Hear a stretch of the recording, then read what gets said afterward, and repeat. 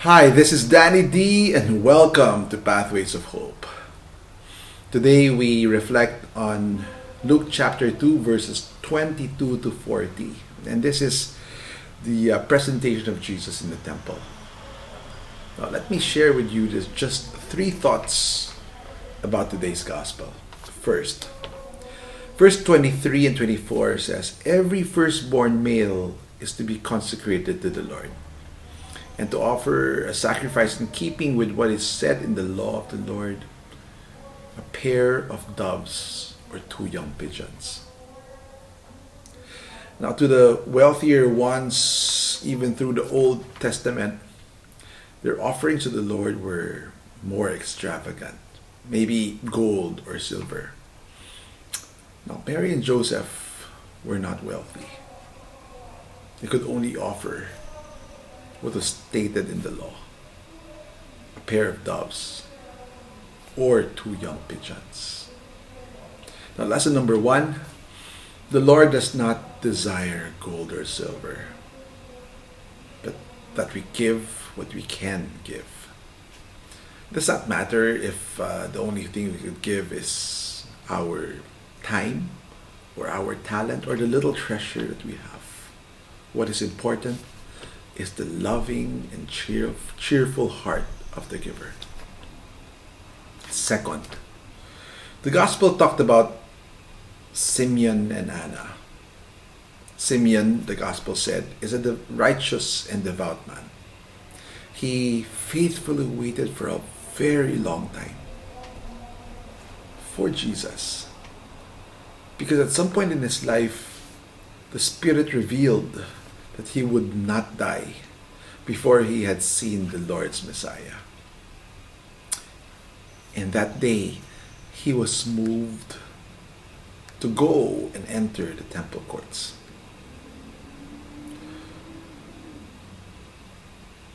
On the other hand, Anna,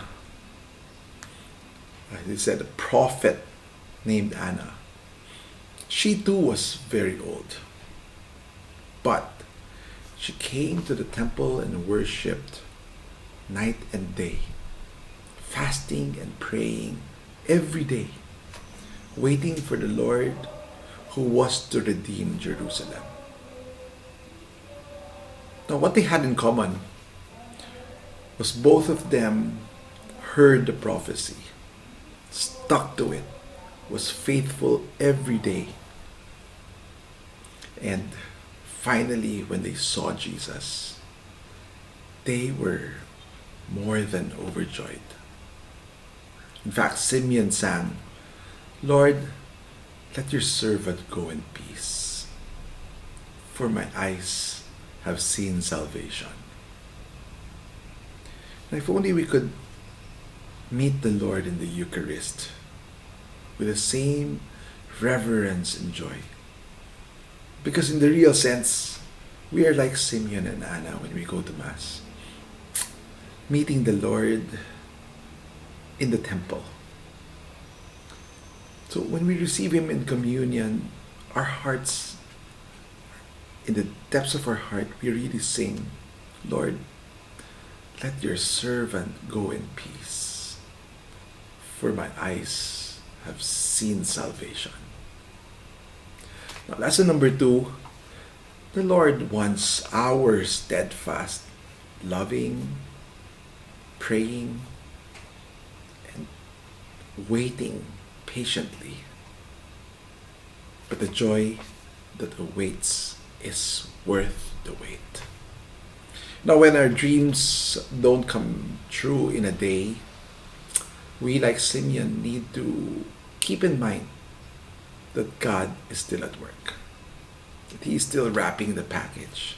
He is still preparing the gift to fit our very need.